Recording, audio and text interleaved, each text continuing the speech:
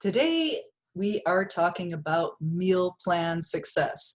This is all about increasing your chances of success, duration of success, the reduction of stress anytime you're trying to start a new meal plan, a new diet, a new way of eating to improve your health, your wellness, decrease body fat, whatever kind of meal plan you're trying to get yourself on.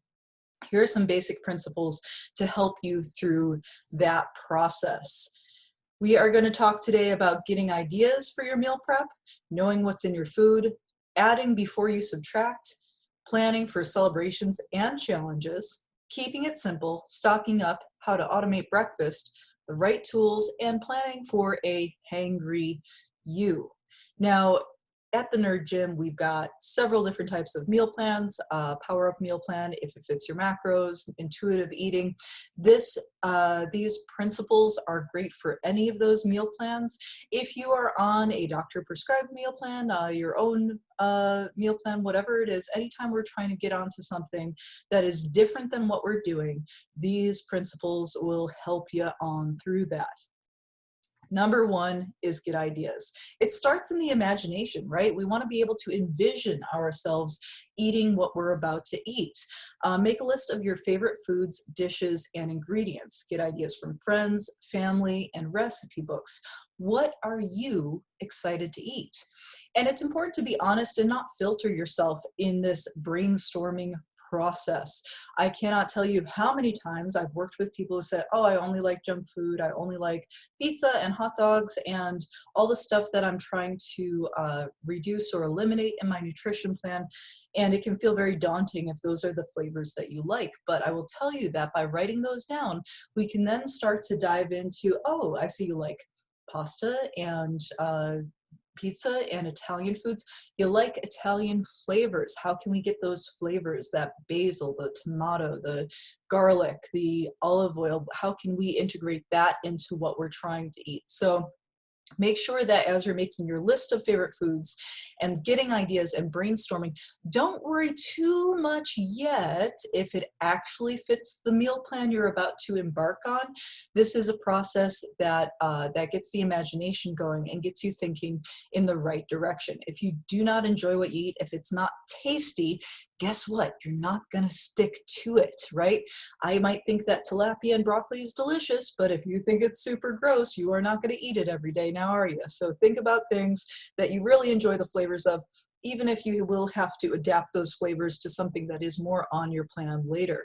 So enjoy this step, brainstorm, get ideas. All right, next up, research macros and calories. Get to know what's in your favorite foods. Now, for this step, you can use a nutrition database like the USDA.gov database, nutritiondata.self.com, myfitnesspal.com. There are several nutrition databases to choose from and find out exactly how many calories, protein, fat, carbohydrate, and on some of these websites, they'll even break down the micronutrients, the vitamins and minerals. Now, you may not have a meal plan that requires this step. If you're doing it, if it fits your macros plan, obviously it will require this step anyways. But if you're doing a meal plan that does not require this step, I would still recommend doing it just for a few of your favorite foods or your foods that you're curious about. Part of the misconceptions that I see run wild on the internet is little memes and posts about, this food is a good source of blank. Anytime there's a claim made that something is a good source of something, remember, good is a very subjective quality, right? It doesn't mean abundant necessarily. It doesn't mean preferable necessarily. A good example of this, or an accurate example of this. Now I got to be careful using the word good, right? So an accurate example of this would be somebody saying broccoli is a good source of protein. This is something that I've seen multiple times on the internet, and it's usually vegetarians saying broccoli is a good source of protein because they want to encourage people that they can actually meet their nutrition needs with a vegetarian diet, which is true. You can meet your nutrition needs with a vegetarian diet, but broccoli has trace amounts of protein, very, very little, and not a complete spectrum amino acids. So to say that broccoli is a good source of protein is very misleading. Broccoli is mostly fiber and water and a little bit of carbs and trace tiny amounts of protein. So anything that you're curious about, you're wondering about, go ahead and look it up. Nuts are another one that get called a good source of protein frequently, but nuts are mostly fat. They are mostly a fat.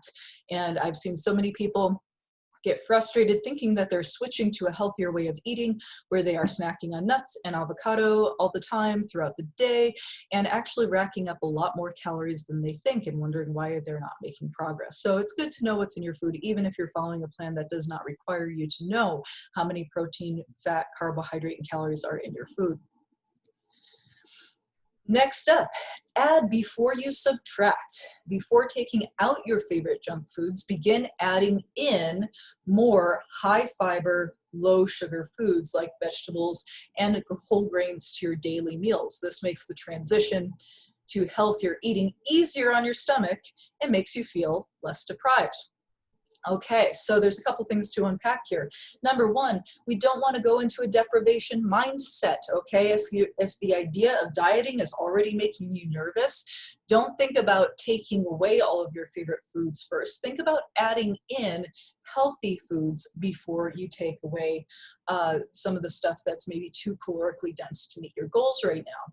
So adding in vegetables is almost always a no-brainer, even for people who are trying to do a low carbohydrate kind of plan, which in my opinion is not necessary for just regular old fat loss, by the way.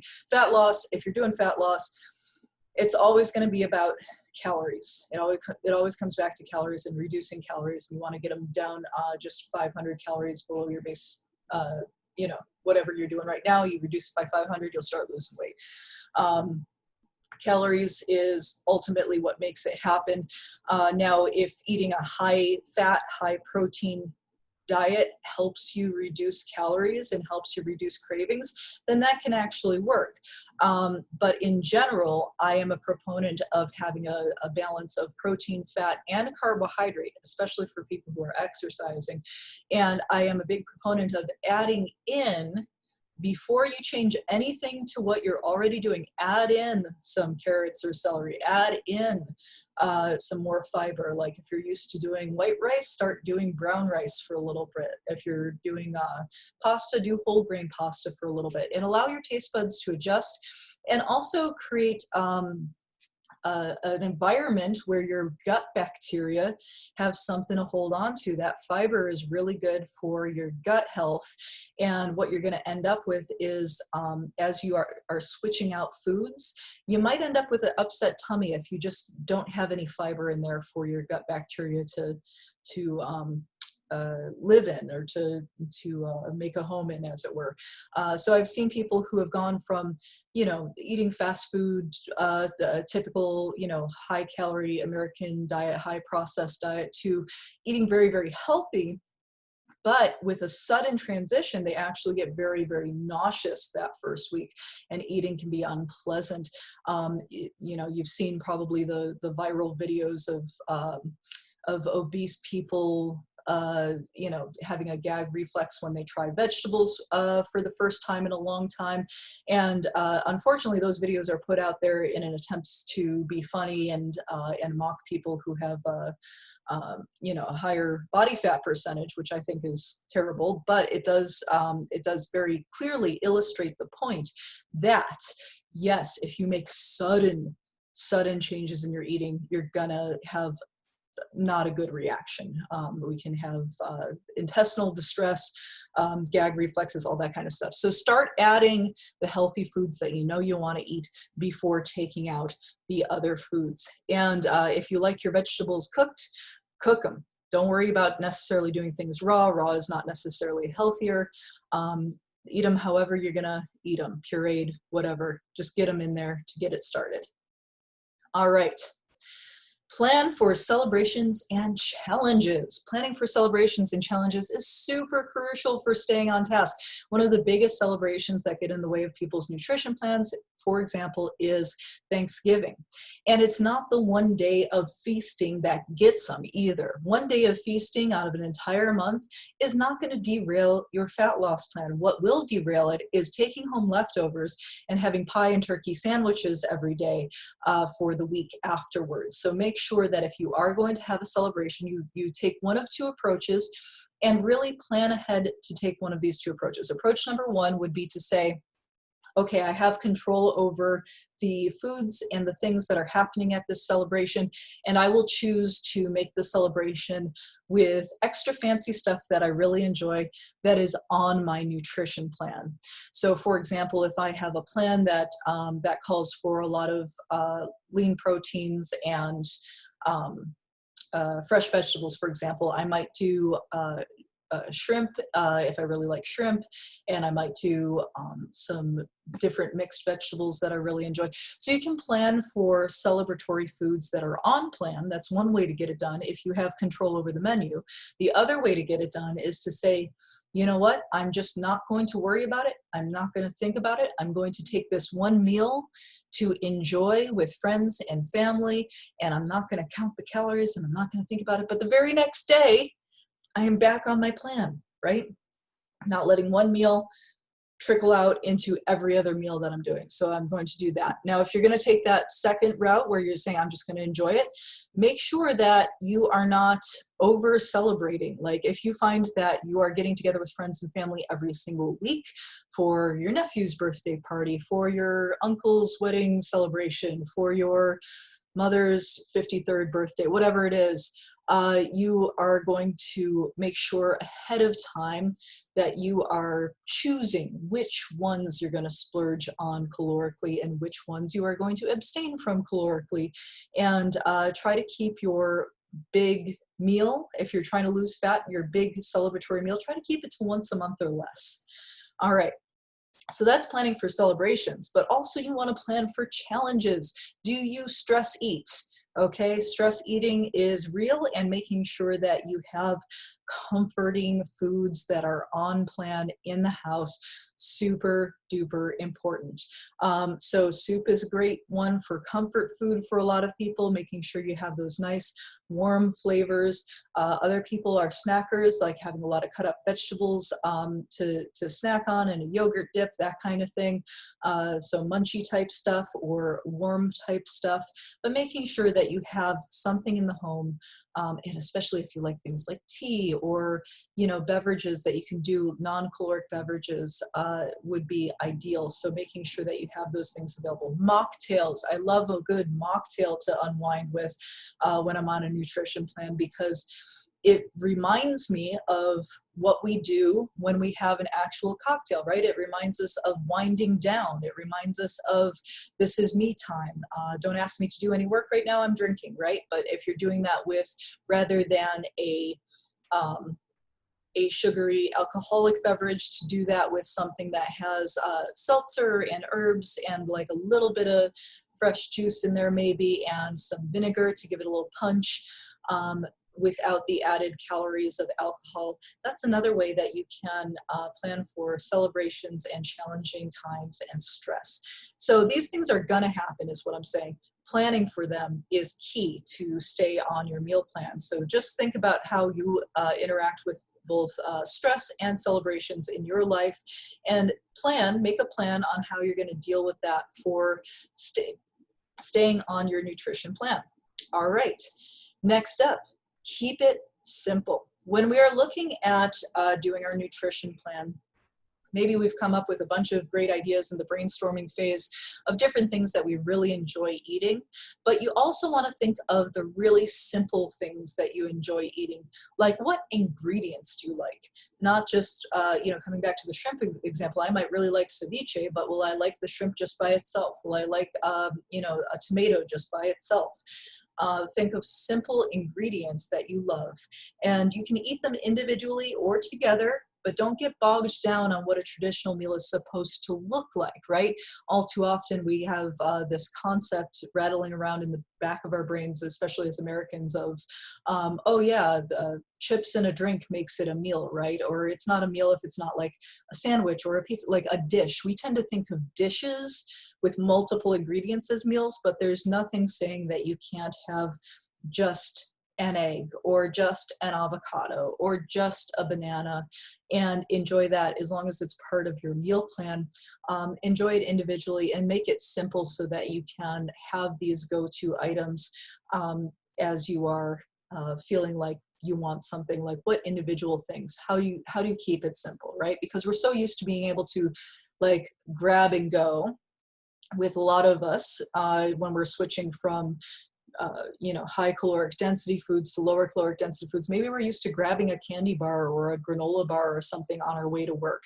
What else could we grab that is not a pre-packaged food, but something that is by itself that we enjoy? I like a carrot. I don't even worry about peeling them, not even baby carrots, just like a carrot, like Bugs Bunny style, right? I do like a hard-boiled egg, although I do like mustard on my egg, things like that. Think of simple things that you can grab and go. I used to know a lot of bodybuilder women who would keep chicken breasts in their purse in Ziploc baggies as their go-to snack, just a plain old chicken breast. So give that some thought. Stock up on staple ingredients. So this makes food shopping less frequent and a lot cheaper too. If you can stock up on spices that you love, remember those flavors are super important. Stock up on spices. Also less perishable frozen and canned foods and dried foods. If you have these less perishable foods as backup in your pantry at all times, even if you are generally leaning towards doing fresh for your daily meal prep, having a backup of canned tuna, canned vegetables, frozen meats, this will all really make it a lot easier when you find yourself like, whoops, I didn't get any fresh stuff today. What do I do? Do I get takeout? Oh no, I can make myself a nice little tuna salad or whatever, right? You can deal with what you've got in the kitchen already. So what canned, dried, and frozen foods do you like? Give that some thought. Canned, dried, and frozen, things that are going to last a while. So you want to have those stocked up before you add in your fresh stuff. And then when you get fresh stuff, you can buy less fresh stuff at a time so it stays fresh and you actually use it up. And then if you end up needing more food than what you planned for with the fresh stuff, then you have your backup of canned, dried, and frozen. Automate breakfast. Okay, breakfast. This is a toughie, guys. There's a lot of folks that I work with who have a real hard time eating breakfast, but skipping breakfast puts you at a high risk for overeating later in the day. Some of the most overweight people I've worked with tend to undereat during the first part of their day, and then they get so hungry that they get a really high caloric density meal later on in the day and throws everything out of whack. So make sure you have food that you enjoy prepared ahead of time for breakfast. Don't feel limited by traditional breakfast foods. This is one of the big downfalls. People say, oh, well, I don't like eggs, or well, I don't like oatmeal. There's nothing saying that you can't have sandwiches or soup or any of those ingredients that you enjoy for breakfast. Really, breakfast is, it's going to get your metabolism started. It's going to kickstart your metabolism. It's going to get you going. We want to make sure that the first meal of the day is something we don't have to think about too hard. So making breakfast ahead of time, if you only get to do one meal that you're going to make ahead of time, make breakfast ahead of time, your first meal of the day. Now, some of you watching this may be experimenting with intermittent fasting. If you are, then you want to make sure that whatever your first meal of the day, whether you call it breakfast or not, that you have that prepared and ready, because especially if you are trying to do something like intermittent fasting, by the time you get to your first meal, you're going to be very hungry, and you want to make sure that you don't go off plan just because you're in a hungry mood at that time. So the other nice thing about eating in the morning is you are more insulin sensitive at the beginning part of the day when you first wake up. So you will actually metabolize carbohydrates best in the morning, which is why a lot of the meal plans that I provide people have a carb-loaded morning and a carb-light evening. All right, have the right tools. What are you going to use to make that egg, right? What tools do you need to make meal prep fun and easy? You need a sharp knife, a large cutting board, a big pot, storage containers. Do you have enough Tupperware? Getting the right tools for what you love to make is super important. So again, this is a very personal decision. If you like your eggs scrambled, having a nice whisk might actually make that process so much more fun and enjoyable. I like a nonstick pan. My husband likes a cast iron pan. Having the right pan for what you enjoy making and how you enjoy making it, super important. Maybe you don't do a whole lot of cooking, and that's fine, but you want to make sure that you have the right storage containers for what you do use, so that if you're portioning things out, like for example, if you got a big old Costco container of deli meat, you want to be able to portion that out into smaller portions so it's grab and go. Make sure you have some Ziploc bags or some other containers to put that in. So definitely look at what you enjoy cooking. I get a lot of use personally out of my pressure cooker, for example, because that makes meat and beans very easy, and that occurs regularly in our nutrition plans. So find the right tools for the job. And finally, if nothing else, remember this: plan for hangry you. Plan for future hangry you. If your meal plan is not easy, is not tasty, is not satisfying, you will not be able to stick to it no matter how good you think your willpower is, okay? You hear people talk about willpower all the time when it comes to nutrition. Willpower is just not a thing that you can rely on. I don't even really believe it exists when it comes to food, because when it comes to food, humans have adapted to be able to eat pretty much anything depending on where we are in the world. And we survive by eating when food is available and storing the excess calories as fat. That's how we have survived, okay? So to not eat when you are hungry, or to select things intentionally that have a lower caloric density when you are hungry, goes against your nature.